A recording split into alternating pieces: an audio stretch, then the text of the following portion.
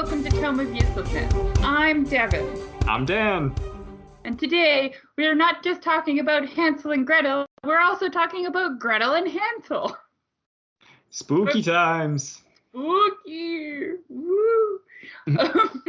Dan, before we talk about the two equally great films, Hansel and Gretel, Witch Hunters and Gretel and Hansel, did you like anything this week? Yeah, I'll mention a couple things as usual. I saw Dune. I recorded a small episode about it, but I'll just say hated it. You thought it was the worst ever. Negative. It was one of the most amazing movies I've seen in a long time. I enjoyed the heck out of it. And it was interesting because I talked a bit about it in there, how there was no announced sequel, but like there was a sequel that was sort of in pre-production. I was reading a Variety article, and basically what they were saying is that there was still some kind of friction and behind-the-scenes stuff as to the release method, because this movie, of course, was delayed by the pandemic, and Warner Brothers was the releasing studio, but Legendary Films actually owns the film rights. And Warner Brothers wanted to just put it on HBO Max, and then everybody was like, that's the dumbest idea on the planet. And for this release, I didn't really look into it. They did release it on HBO Max at the same time as theaters, which again rankled some of the people who were like, that wasn't the plan. So there was recently, they announced the second movie, and it's been basically more codified that they're like, okay, we'll do the 45-day delay release where we release in theater, 45 days later comes out on the streaming service to give, cinemas more time and stuff like that. So. Oh, interesting. Yeah, because go see this movie if you can. It's great. Okay, I'll go see it because you told me to. Sure. And I also want to talk about, real quickly, I know I've mentioned before, I listened to Knowledge Fight, and in episode 607, they interviewed this author, Mike Rothschild, who wrote a book called The Storm is Upon Us, and it's about QAnon and how it basically became the conspiracy theory of everything for right-wing everything down in America, and unfortunately, other parts of the world. Yeah, it was really good. The interview was an interesting interview, as well as the book was really good. I read that, and it's a short book. I think it was like 330 page count. And it's basically just how it started and how it evolved and how it, where it went from message boards to message boards. And because this was something I didn't know, was how it basically started on 4chan, moved to 8chan, and then moved to 8kun. But that's where all the posts were always like being posted.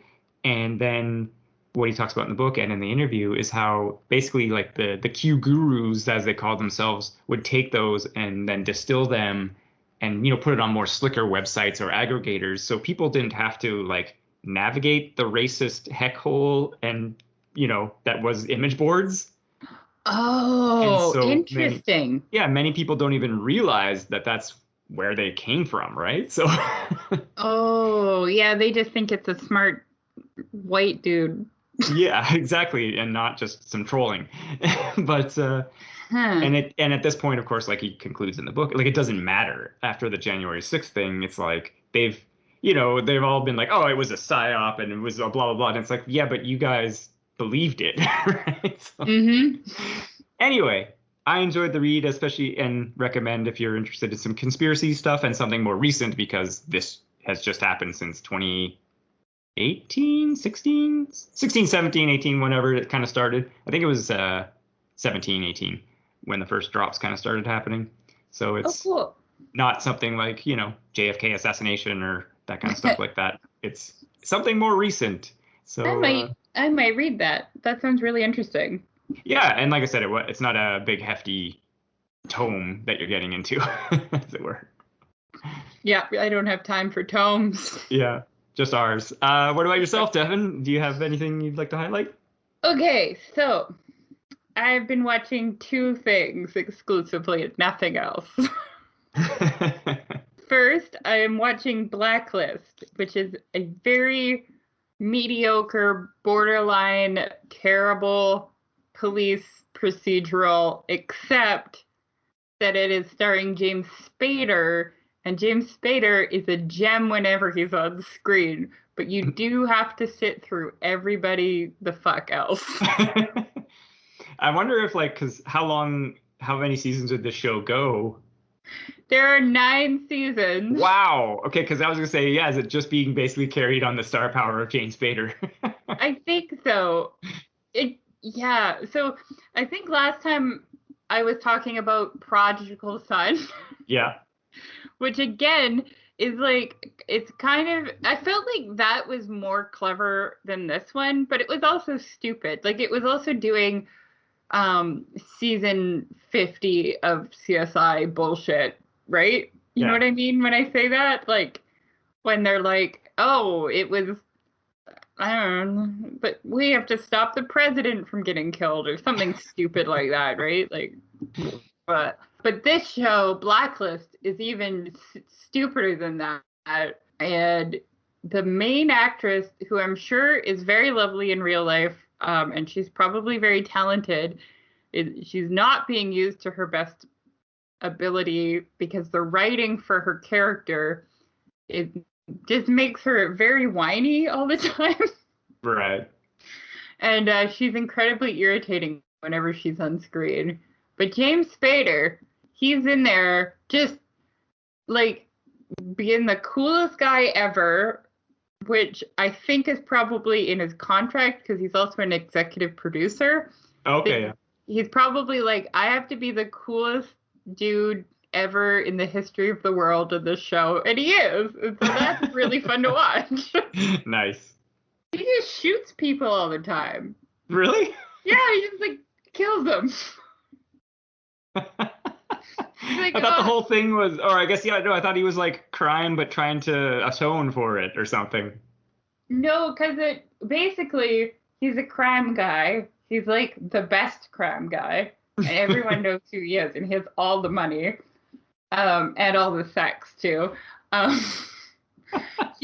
He's a crime guy who turns himself into the FBI for reasons that I am unclear on. They kind of explained it, but I don't want to spoil it in case there's people who genuinely enjoy the show. Right. So he kind of uses the FBI to take down people on his list to make him a better crime guy. But he's also like a crime guy with a heart of gold.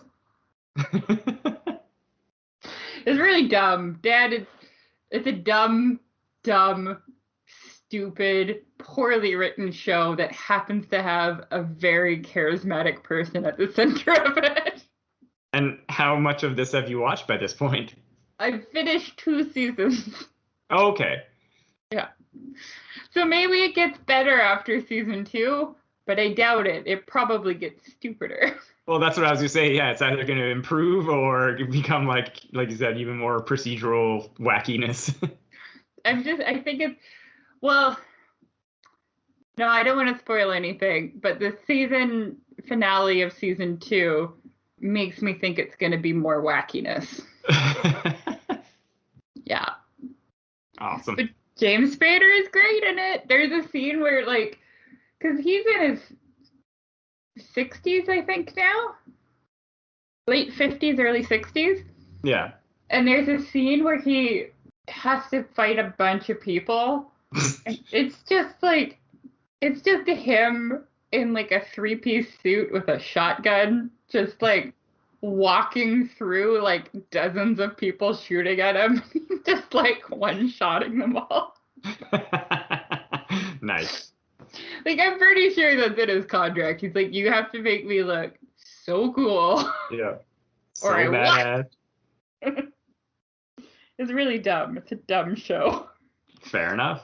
The other dumb show that I like is Taskmaster. Have you heard of it? No. I'm going to say no, but I was like tangentially maybe, but Okay, I definitely haven't watched it. Taskmaster is a British show. Greg Davies is the host, and Alex Horne is his assistant. And basically, he gets 5 British comedians per season, and they have to do really stupid, ridiculous tasks, and they film them, and then whoever does the task the best gets points. I have heard of this. It is very, very funny. I really like it. Each episode, the first task is that they have to bring in a prize according to the category. So they're each episode they're playing basically to win back their own belongings. And so whoever wins the episode gets to take home everybody's stuff. Right. And the categories are like, what was one that I recently watched was the most pleasing thing that is the size of a cat. So somebody made like a cat sculpture out of like snacks. Somebody brought in a plushy cat, and then somebody brought in a pile of poo that was the same size of a cat, because they're like, it would be really pleasing if you had that much poo in you and then you got to poo. They got last place for that one. But yeah, it's pretty good. In like the first season, somebody loses their wedding ring. Oh God. And their marriage certificate, I think. But yeah, it's pretty good. I enjoy it. It's really funny.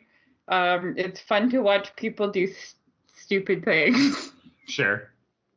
Which is why I like Blacklist. But yeah, that's it. Just those two things. Nice. So yeah, should we move on to Hansel, Gretel, Hansel?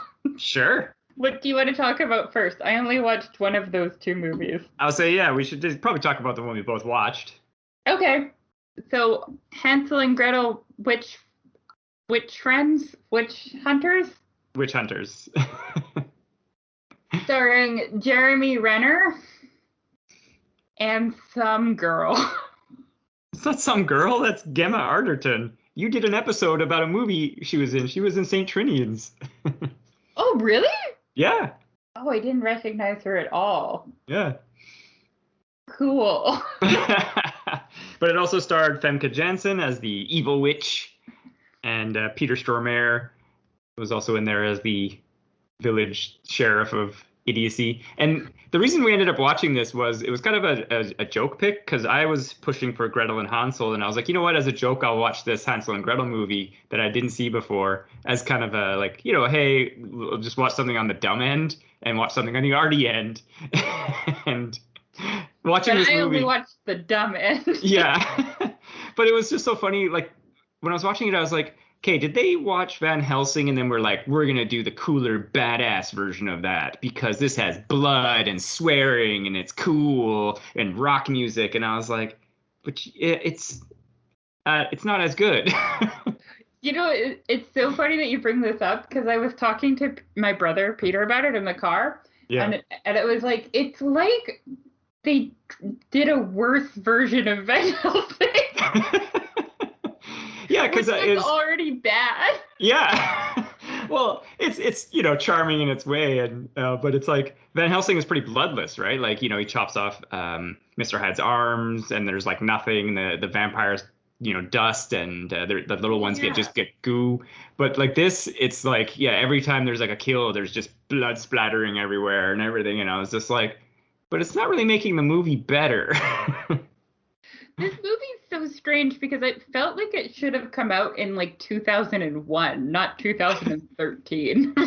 Apparently the director, Tommy Wirkola, had the idea in 2007 and was inspired in some ways by Quentin Tarantino. Which ways? Well, I don't know. I mean, maybe just to try to get the movie made, or the violence that he wanted to do or whatever, right? There's nothing Tarantino about this movie. Because it's a bad. You know what I thought when I was watching the credits? Mm-hmm. I was like, oh, it's Hans Zimmer doing the soundtrack. He's way too good for this movie. Actually, it was funny because he came up only as the music supervisor. Oh. Someone else actually did the soundtrack, at least what I saw from the credits. I feel like he did the opening credits song. That's possible. It sounded very Zimmer-esque. But then whenever there was rock music, I'm like, oh, who let their fucking nephew score this? Well, and that was one thing as well, is this was produced partially by MTV Pictures. I saw that. I Yeah. saw that in the opening, and I'm like, wow, we are in for a treat. Yeah, and I was very curious because I was like, how did they get involved in this project? And then so I started looking up like other movies they produced, and they've done like Napoleon Dynamite and other documentaries and stuff like that. And I was like, this seems like such an outlier for them, and maybe they were trying to get into these bigger franchise movies because Will Ferrell was listed as a producer as well. What? Yeah, I was like, this movie is insane. I know, like, okay, so I have a question for you. Sure. What demographic were they trying to hit? That's what I'm saying is I don't know. It doesn't make any because it's like, okay, if it's gonna be like teenage boys, which would be kind of I think the main demo, is it too bloody for them to like would it get an R rating? I don't think so, but maybe there was like I said a couple F-bombs, usually PG-13 frowns upon. So I was kind of like I don't know where they're going, so maybe 18 plus males. Maybe. Yeah, I just feel, I don't know. Like, also, they're gonna nitpick a little bit. Sure. The actor who plays the sheriff is too good for this movie. I just want to put that out there. Oh yeah, he's really good. He was in Blacklist. Well, that's Peter Stormare. He's also in the Brothers Grimm playing the sheriff in that movie too. Which I think was in 2008 really good or 9. Shit movies. Yeah. You got to work. And it pays the bills. Yeah. Okay. How come everybody speaks with a vaguely European accent except the main characters who have a blatantly American accent? Well, I think isn't Gemma? She's British, right? So she's probably trying to hide it a little bit, But why does she have an American accent like Jeremy Renner when everybody else in the movie has like a European accent? Like, could Jeremy Renner just not do a British accent? So they're like, hey, don't worry about it. We'll make the girl do an American accent instead, and then everything will make sense. Sure, they're siblings. Well, and the movie's supposed to take place in some sort of fictional Germany-esque location, right? So, yeah, but people shouldn't even have a British accent. Yeah, but at least it's European, and it's not like, and it's trying to hide the fact that it's like not contemporary, but like, yeah, but Hansel and Gretel just like Hansel in particular sounded like he walked off the set of Avengers and walked onto the set of Hansel and Gretel. Which is probably totally true because they actually delayed the release of this movie because he was in Avengers and Bourne and like something else in the same year. Oh, he was in Bourne? Well, not like the ones with Matt Damon. He did one called like Bourne, I think it was, or something like that. Or no, it wasn't called Bourne. I think it was called, it was something like that, like the next Bourne or Jason Bourne. Yeah, he was in a Bourne movie. I see, when I was watching it, I was like, was he like a bad guy in Bourne? Why do I associate Jeremy Renner with Bourne? But now that you've said that, that makes sense. Yeah. But maybe because I could see this because their characters are depicted as traveling a lot. So maybe, they've lost their accent over time. Oh my God, Dad, no. They spoke like somebody you'd bump into on the street. Well, yeah, because that's what I'm saying, that this movie has this weird identity because it's all badass, yeah, and it's just like, and like you said, they're talking with contemporary language, and it's weird. It just clashes. It's such a weird feeling to watch it because it seems like with everybody except the main characters, they made it an effort to make it seem like it was in another time. Yeah. But everything to do with the main characters is super anachronistic, right? Like they've got like their weird gat guns, and they've got like his insulin timer. Yeah. And they speak like they've come out of the Hot Topic at the mall, and they dress like they came out of the Hot Topic at the mall. Sure. Well, and I was gonna say, and I really liked a lot of the witch makeup and effects for them was really good. Yeah, I agree with that, but it's really hard to get around, like, what is this movie to get into a position to enjoy it. For me, anyways. Sure. Because I was just like, what is going on? I had a thought. Oh, sorry. Oh, what's your thought? Sorry. Oh no, I was just say speaking of like they're speaking and Jeremy Renner and them is I wondered when I was watching the movie if they had the opening narration, if they made both of them read one and then they just picked one that kind of tested slightly better, or you know what I mean? Because there was Jeremy Renner doing an opening monologue, any monologue, and I wonder if they had Gemma also read one and they were like, his sounds a little better. Yeah, probably. Yeah. Because I actually didn't like it. I was like, oh, this would probably sound better if it was her because at least she sort of has a British accent. Yeah, also, like, okay. I'm just going to quickly run down the plot, and then I'm going to bring up my concerns. Okay. Is that cool with you? Yeah, I'll be quiet. Let's do the plot. Okay, Hansel and Gretel. Dad drops them off in the woods when they're kids. They don't know why. They come across a candy house. They go into the candy house. The witch is spooky and makes a weird insect noise. Puts Hansel in a cage, gets Gretel to do the housework. Gretel's like, fuck this, and they kill the witch, and then they become traveling witch hunters. This is all in like 5 minutes of the opening. Yeah, we get a montage. They go from place to place killing witches, saving kids. They end up in a small town right before Sheriff Good Actor is going to kill Pretty Lady. Because he thinks she's a witch. Probably she wouldn't sleep with him, would be my best guess. Yes. They stop them. Hansel looks in her mouth and it's like, she's not a witch. She doesn't have the witch rot. Gretel's like, let's get down to business. They look through stuff. They're like, oh, this is weird. The people they're kidnapping, it's not random. It's not a convenience thing. Then they're like, we'll go in the morning because it's stupid to go at night. But yeah, it's dangerous at night. The witches will get you. The witches will get you. Yeah. But the Sheriff Good Actor is like, no, I'm sending my men out tonight. And they get fucked up. Yeah. One of them gets a bug curse, goes back to the tavern, and explodes. They figure out that there's some sort of, I don't know, like planet aligning bullshit, whatever. It's the blood moon. Blood moon, thank you. Then they go out the next day to look for witches. Is this when Jeremy Renner has sex with the good witch? No, that's later. That's later. Yeah. I don't remember what happens. It's probably not important. Well, I think... Oh, sorry. Sorry, what? No, yeah, there's some shenanigans with they capture the one witch, and then eventually they capture the other one, and then they sort of torture her to get info. Those are two different witches? Yeah, there was like two different witch catching incidents, if I recall correctly. Yeah. It doesn't matter because they don't even have names. Yeah. They don't. Their credits are like Horned Witch and like Pale Witch or something. Nice. Yeah. So, that night, the witches attack the town. Gretel figures out that they need a girl born in April. Hansel goes to rescue the girl born in April. Witch is like, I need you, bitch. And she's like, what? Then I think Hansel gets kidnapped. He ends up in a tree. Well, yeah, because he gets, like, he ropes Horned Witch and then eventually just gets, like, left alone in the tree, whereas Gretel gets kidnapped.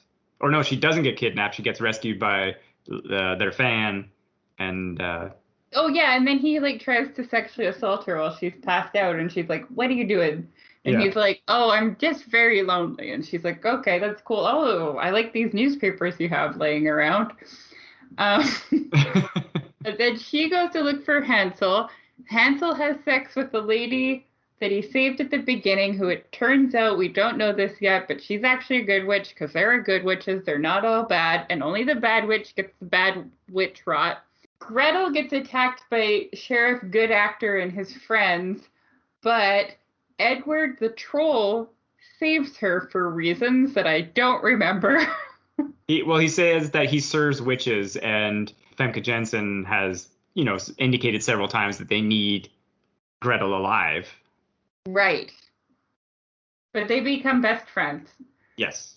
Then Gretel finds Hansel at an old burned down house, which turns out to be their house when they were children. And then, really conveniently, Head Witch shows up to give them some backstory.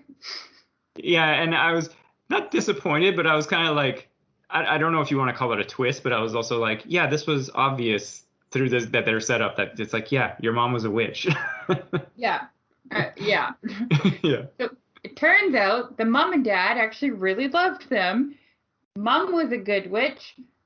They were going to do this blood moon ceremony at that time because they need a special white witch. Well, they need the heart of a white witch. That's right. So and Gretel and Hansel's mom was a white witch. So they turned her into the village, and before the villagers showed up to whatever, Dad dropped off Hansel and Gretel in the forest, and then Dad died and Mom died by the hands of the villagers. And they could not do the blood moon, the blood moon means that they can't die from fire. Yeah, it's like part of their ritual to become immune to fire. Yeah. I feel like something happened. Oh no, Gretel gets kidnapped, right? Yeah. Gretel gets taken.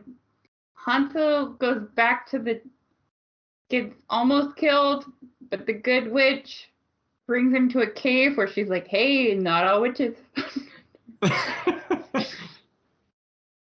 And then she gives them medicine and they make super weapons, and then they also get the sexual assault boy, and they go to stop the bad witches, and then there's like a fight or whatever, and then they stop the bad witches, and you'd think that the movie ends there, but no, then we have to go chase after the grand witch who got away, and she goes back to the candy house.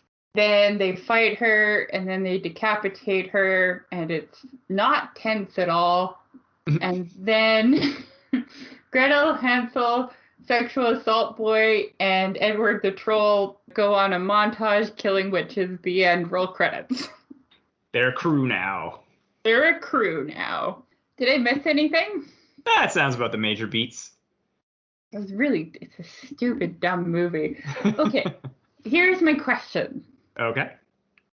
It's like the movie keeps acting like Gretel is the main character and the most important piece of the puzzle. Yeah. But it always focuses on what Hansel's doing and not in relation to what Gretel's doing or like as a response to what Gretel's doing. It's like talks about Gretel being very cool, but follows Hansel doing dumb shit. Well, and I think it just probably because, like I said, Jeremy Renner was in some of the biggest movies of the year previously, so they were like, he's the draw.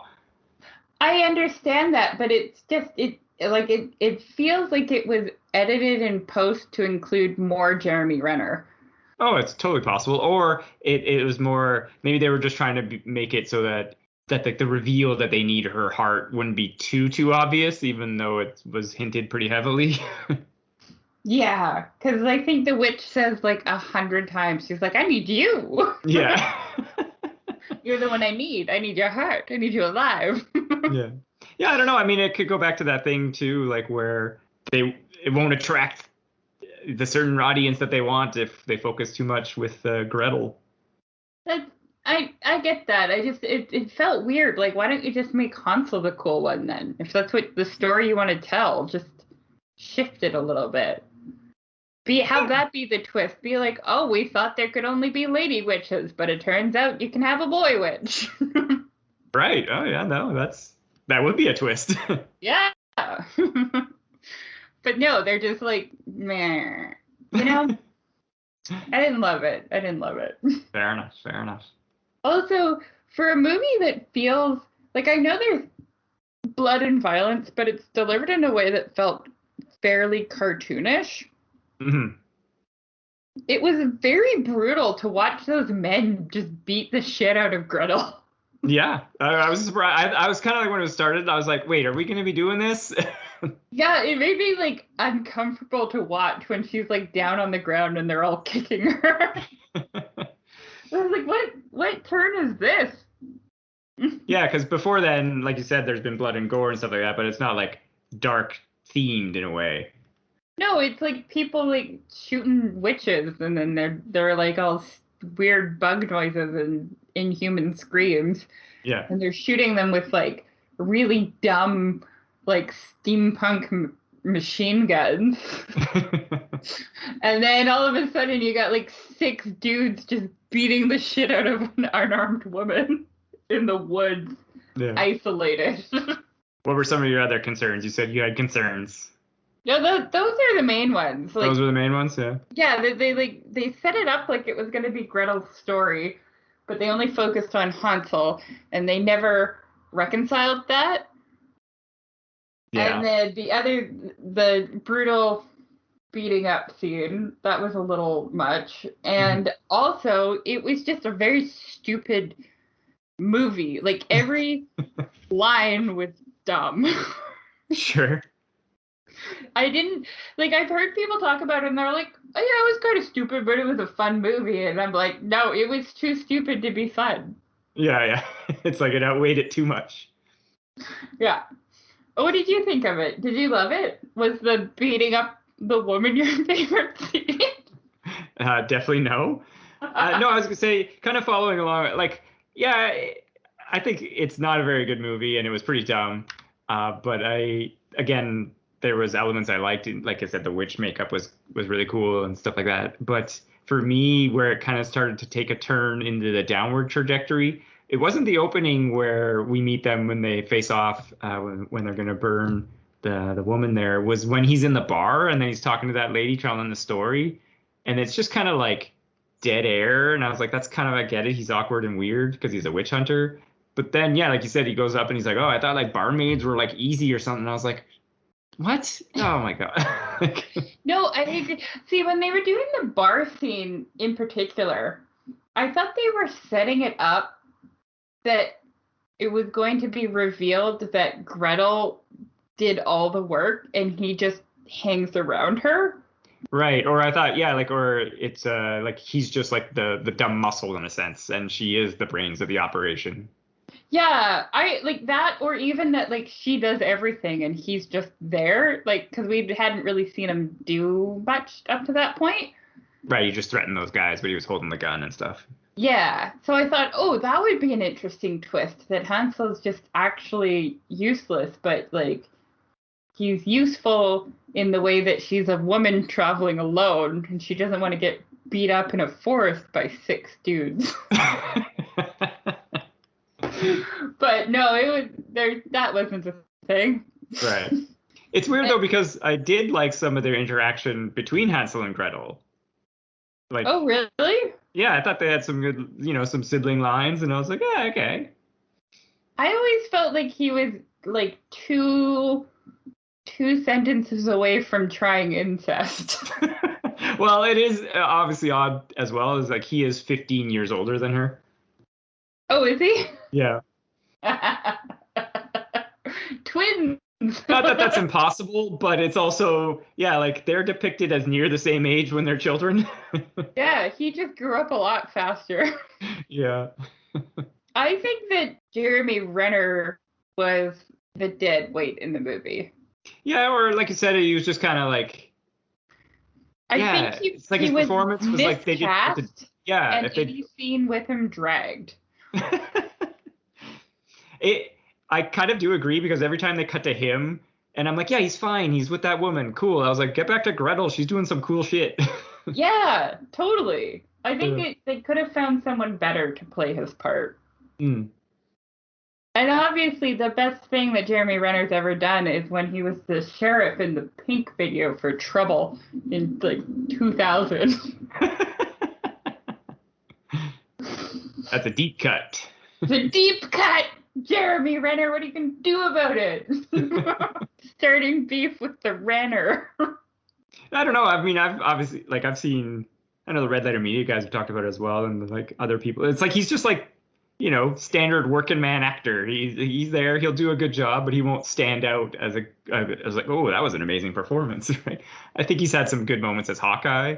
We'll see what comes up. He's a good Hawkeye. I'm being a dick. No, but it's like, in certain roles as well, where you're just like, again, going back to the Van Helsing comparison, Hugh Jackman is charismatic, and you're like, yeah, Hugh Jackman, do it up, and playing off with Kate Beckinsale as well, where you're like, both of them are awesome, and only one of them is awesome. Yeah, see, I felt like Gretel was the Hugh Jackman of this movie, and that Hansel was like the Faramir, like his little monk friend. Yeah. Like I feel like if they had played it that way, that he was basically like a big fucking nerd who couldn't do anything, that it would have been a lot more enjoyable. And then he could have had a little arc where he like stops being a coward or something. Yeah, steps up in ways. Steps up, like, and he could talk really big to like their sexual assault fan that hangs around them. Like it could have been a lot more interesting to have that, but instead they're like, nah, he says he's badass and it's true. Yeah, they're both badass. I don't know. I just think it could have been a better movie, and it wasn't a good movie. Well, and it's just interesting because it had, because I was curious because they never made any sequels, and obviously this thing is like, built on, it has the game is on at the end where they're like, yeah, this is going to continue. It was made on a $50 million budget, and it grossed 226 worldwide. So I feel there was probably a big marketing push on this, so they just barely made money in a way. Oh, that's interesting. I would have thought that it had done less money and cost less. But I guess the witches cost money. Yeah, there was some CG and stuff like that. And yeah, I honestly thought that I was like, wait, didn't this do like terrible at the box office? And I was like, oh no, it actually did decent. It feels like it should cost less than $50 million because it looks like they just reused the sets from Van Helsing. Well, it's a different production company. They had to build stuff. Remember Dracula in Van Helsing? I do. He's a good actor, but why did they give him like peak 90s girl hair? Like they gave him like a ponytail with the wispies framing his face. Well, isn't that sort of the point with like guys like Dracula, like those immortals? The idea is that, they become out of touch with fashion and what they look like anymore, right? But why did he look like he was from the Spice Girls? Just made him look weird. I don't know. It was a weird choice for me. Mm-hmm. Yeah, and I did like going back to our movie here, Femke Jensen, and some of the stuff that the witches were doing, where they were like controlling people and making like that dude blow out his head out, and then like make the one kid who's all like trying to defend his family shoot like his mom and stuff, and I was like, wow, that's some dark stuff right there. Yeah, that was fun. Yeah. I mean, yeah, it was some interesting like magic depictions that we don't really see, and like they all had different wands and stuff, so I was like, there's some cool production value going on here. Oh, for sure. But I think maybe any cool stuff was undercut by the very long scene of 6 dudes beating up a lady in the forest. Also, I know because we live locally to it, did this not feel like it was like filmed in Squamish or at least in the Pacific Northwest? Totally did. Okay, yeah. It wasn't just me then, because I was like, do I know those trails? Probably. Yeah. Go look for candy houses, Dan. Oh, snap. You might find a sexy good witch to have sex with in a lake or whatever they did. I don't know. In a brook. In a brook, yeah. Or I guess a hot spring maybe, because she was like, it's healing waters. So there you go. It's a hot spring. Oh yeah, it was healing waters, wasn't it? Yeah. Oh, what a dumb movie. Yeah, it was an odd one, and like I said, I just had never seen it, so I was just like, I'll watch this as more of a joke pick, and then we can talk a bit about it. It's a little more, I thought it would just be more fun, but it was just weird, like you said, because of the tone and who it's aimed at and what's it kind of doing and what's going on with the characters, and it was like it didn't know. The movie didn't know. Nobody knew what was going on. And it's always random interesting. Rock music too. It was like if somebody put not Hugh Jackman, Van Helsing and Triple X in a blender, this is what would come out. Sure. What would you rate this movie out of 10? I'm just curious. Oh. I think I would probably go like 4.5 to 5. Yeah, I was thinking 4. Yeah. Yeah, like it was really bad, but I didn't turn it off. But I did have to watch it for this. I might have turned it off otherwise. Yeah. Yeah, I think, like I said, I was just more curious while watching it of just like, what are they doing? How is this working? What's the elements here? And I, like I said, I did like Femke Jensen and her whole thing going on. So I was like, all right, what's the plan with the witches? Aside from just like standard sacrifice children, like they were obviously something was happening. This movie feels like one of those like Buddhist proverbs where it's like you're like something about like and you to fill your bowl you have to empty your cup or something. Sure. Right? Like that's what this movie just makes you think. Like, what is this? What is cinema? What is Oh, sorry. And I was gonna say we of course talk about this a lot during doing this show where we watch these and we're just like the decisions are just weird. Like and Yeah. and again we're not like the high and almighty arbiters of art, but it's also just a couple tweaks here and there, and you could be like, man, this would be way more interesting, or you should have focused more maybe on the character who was more interesting, right? Like, yeah. I think they should have advertised it like Jeremy Renner was like super badass, and then had him be like a little coward that just pretends to be super badass, but it's actually just Gretel the whole time. I think that would have been a way more interesting movie. Keep everything else the same. Throw in that element. Way better. Not good, but still better than it was. Well, and it was really weird as well, because, okay, so going back, again, I know we're bashing on Jeremy Renner stuff here, but like I said. Jeremy Renner. No, so barmaid scene, he's trying to pick up that girl, right? And then later in the movie, when the woman the good witch, Hermia was her character's name, Fila Vital, but she was kind of like, hitting on him and like, hey, we should hang out. And he's just like blowing her off the whole time. And I was like, dude, she's obviously cool with you. Like, what's up here? Why you're like, oh, I want to get laid. Oh, this hot girl with red hair wants to hold my pumpkin. Like, yeah. Fuck off. Yeah, I just thought that was so weird. I was like, 2 scenes ago, you were like trying to get with the ladies, man. Like, what, I don't get it. Maybe they just filmed like 2 possible things for each scene and then they put it together. And then cobbled it together, yeah. Yeah. I don't know. It just seemed weird to me that I was like, why is he so standoffish to her when... Because he's a massive dick. Okay. Dan, I'm tired of talking about this movie. Okay. Can you tell me about a good Gretel and Hansel movie? Sure. Yeah, let's move on to the other one that was the intention. So basically, like I was joking with Devin, is I have been saving this movie for the show since I've seen it like ages ago. That I was like, this will be perfect for our Halloween episode, Hansel and Gretel. It's Gretel and Hansel from 2020, directed by Oz Perkins, and is written by Rob Hayes. It's really good. Am I thinking correctly that this movie was done by the same people that did The Witch, or did I make that up? It's not The Witch, it's the Black Coat's daughter. Oh, but didn't they... Wait. Why do I think that the Black Coat's daughter and The Witch were the same person? I don't know, but they're not. Yeah, okay. So it's not made by the same guy who did The Witch. Okay.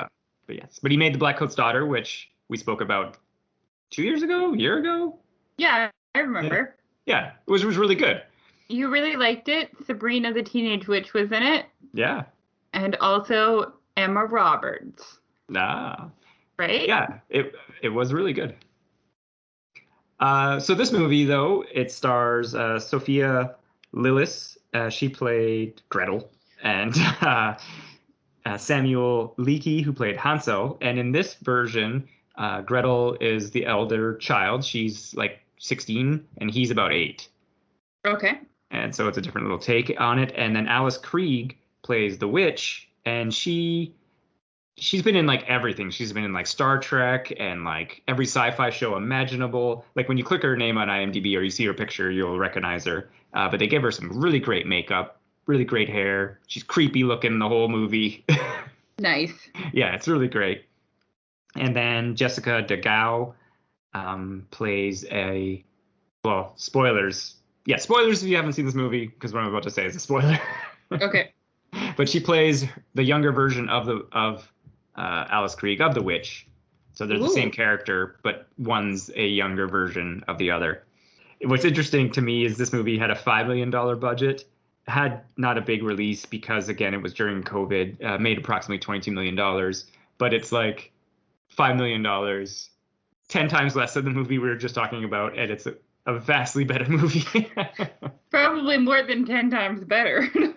Well, it's interesting because it's literally three characters essentially for 90% of the movie. It's Gretel, Hansel, and the witch. Oh, interesting. And what kind of happens is Gretel and Hansel are kind of turned out by their mother, whose husband has died, and Gretel's trying to find, work to help out with the family. She can't really find anything. They can't really make ends meet. Their mother has some sort of probably, parasite brain issue and is like, you got to leave. And she's like, no, this is our home. And then she pulls an axe on them. Oh. Yeah. So they leave, and then they end up in the forest. So they leave. Yeah, they leave. They end up in the forest.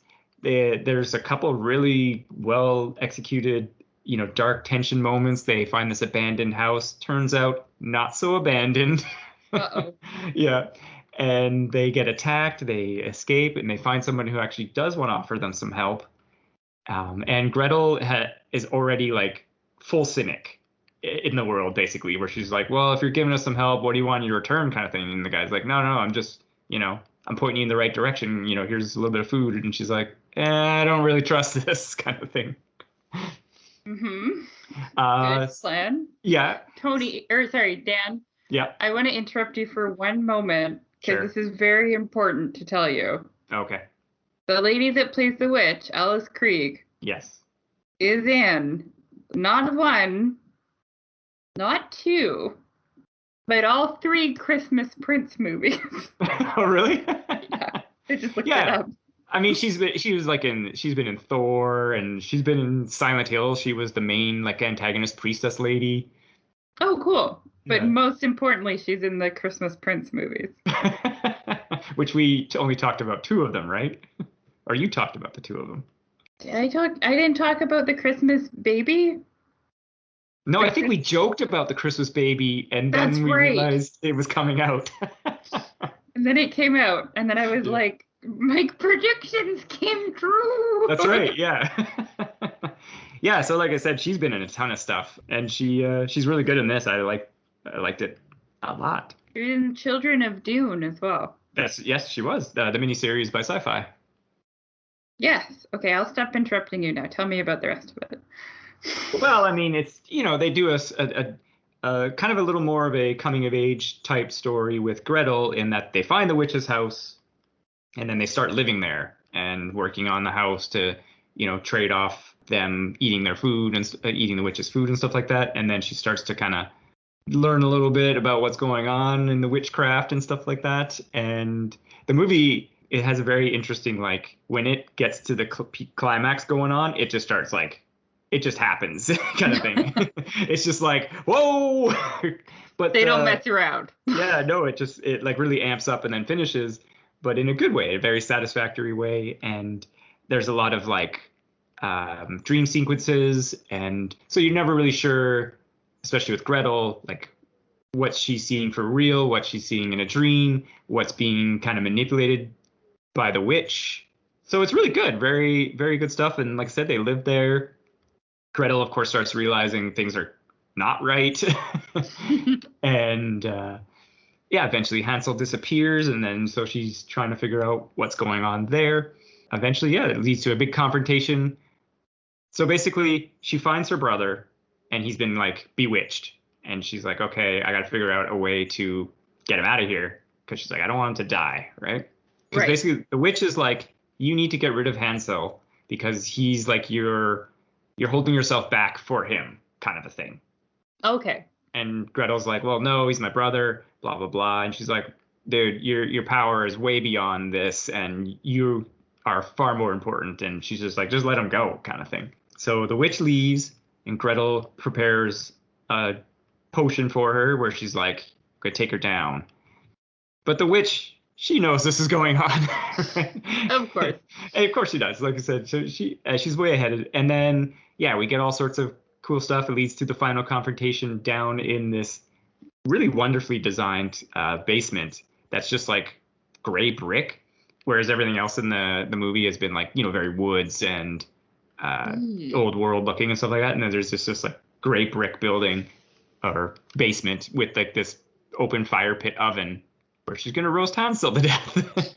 And then Gretel steps up, stops her, proclaims victory in a sense. But basically, and then she lets her brother go. And then she remains in the forest, in the house, kind of more confident in her power, but unsure how she's going to use it. Like, is she going to be a force for good? Is she going to be is she become an antagonist? We don't know. And she doesn't seem to know because there's some visual imagery, like she's wearing a white dress, but her hands are blackened from the power of the magic and stuff like that. So yeah, really good, effective stuff.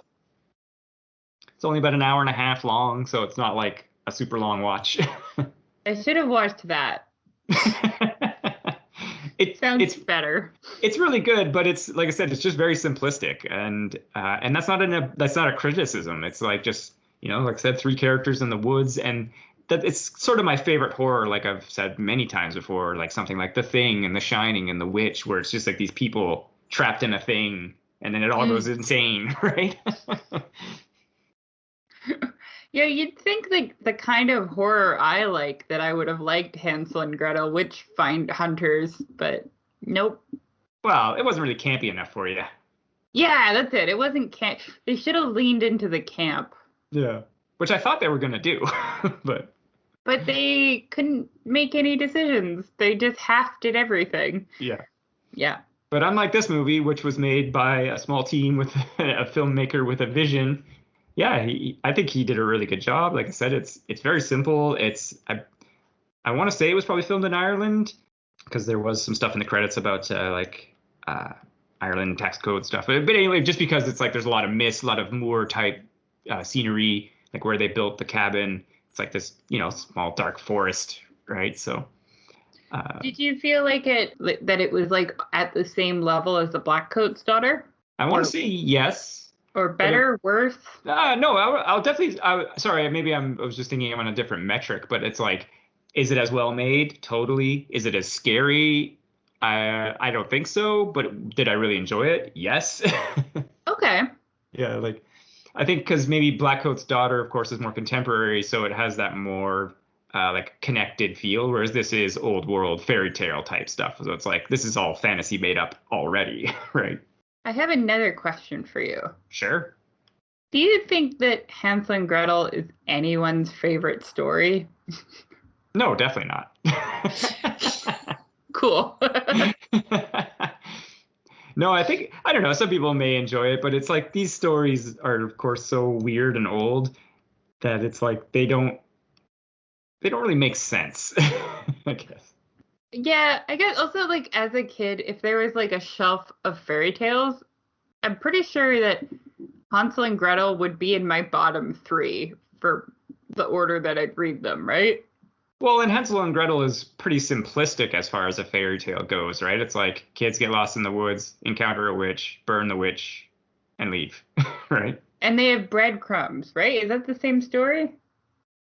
Yeah, I think I want to say yes. And the breadcrumbs get eaten by like animals on the way, so they lose their way in the woods. Right. Yeah.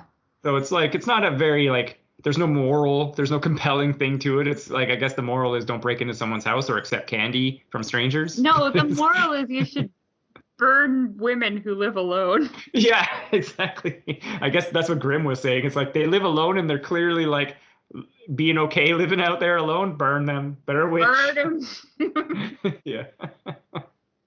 Yeah, I think like Hansel and Gretel and Jack and the Beanstalk would be in my bottom one as well.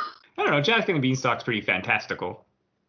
Yeah, but it's a dumb story too. Like, oh, we have to go get a fucking harp for some reason. Right. Who knows why? He's giant. I don't know. I don't really remember the story. Isn't there a goose too? The goose that laid the golden egg? Yeah. I It's don't like, know. and like Rumpelstiltskin, that's another stupid story. As I was saying, Sorry. the Grimm's fairy tales are all kind of weird, and that's fine. But it's like it's what they were back then. They didn't have a lot of entertaining imagination stuff going on. I remember as like a small child, like a 4-year-old child, we used to rent videos from the library Yeah. that were like story tales told with like puppets or whatever. And I remember the Rapunzel one was like the dark Rapunzel one where like everyone gets their eyes pecked out and they're crying blood and stuff. Nice. Oh, okay. Sorry. That's all right. Sideread. Yeah. Well, I mean, I don't want to say too much more about the movie because you also didn't see it, but I definitely want to say that it's cool. Again, the Jessica DeGao reveal that it's the same woman. It's pretty interestingly done. Like when she first shows up, because it's like I said, Gretel's down there, and then she like morphs out of the ground, and you're just like, whoa. Oh, crazy. Yeah, there's some effective stuff, and there's like minor CG here and there, but they stretched that $5 million pretty good. Nice. Oh, I think I'll check it out. That sounds really interesting. Did you have any other questions? Sorry, I interrupted what you were saying. Oh, I was saying that for our next episode, we should have a top 10 of my least favorite fairy tales for an hour. I was making bad decisions. Let's say you do a solo record about that. Yeah, I will. What's the fairy tale? Was it Bluebeard, maybe? Where the dude has all of his ex-wives locked up in his basement? I don't know. Yeah, you do know. And then Sounds like Henry VIII. No. He gets a new wife. Yeah. And I think she like takes her sister's place or something. And he's like, you can go into any room in the house except for the room that you need this key for. You can't go in that room. And then he goes away and she goes in that room and it's all his dead ex-wives. Right. And then I think he kills her. Probably. I think that's Bluebeard. Why don't they make a movie of that? That would be super creepy. I was about to say, it sounds pretty creepy and dark. Maybe I just made it up. I don't think so, though. No, because that sounds semi-familiar. Like, I think that the director that did Gretel and Hansel could probably do pretty good justice to that. Sure. Again, for a small budget thing with like a simple story with minimal characters, he's definitely got a good eye for filming that. That's cool. Yeah, I kind of want to watch it now. I don't want to. This is bad because of the podcast where we're talking about movies, but I almost don't want to ask about it too much because I kind of want to watch it. Well, and like I said, it's not very long, and it's just a slightly different take on the Gretel and Hansel and Gretel, and they made Gretel the main character in this, and it's like I said, a little more coming of age story with her and her cynicism of the world for obvious reasons, which you see very early in the movie. So, yeah, it's good, and that the girl Sophia Lillis, she was the little girl in It, chapter 1 and 2. Didn't see it. Yeah, me neither, but I've heard their performances were good, and hers was really good as well. And it's not, she doesn't do like some big bombastic acting in this, but I think she was really good. Oh, cool. Yeah. I did watch the trailer, and the trailer had some cool imagery in it. Sure, that's what trailers are for. It looked very dark, like not a lot of light, not like. Yeah. Well, I mean, the house that they built, it's pretty cool, because everything else is like a natural wood color, but the witch's house is like black, like obsidian black. Oh, that's cool. Yeah, and yeah, the interior not very well lit. Is there any candy in it? Oh, definitely. Oh, okay. So they do bring in the candy element too.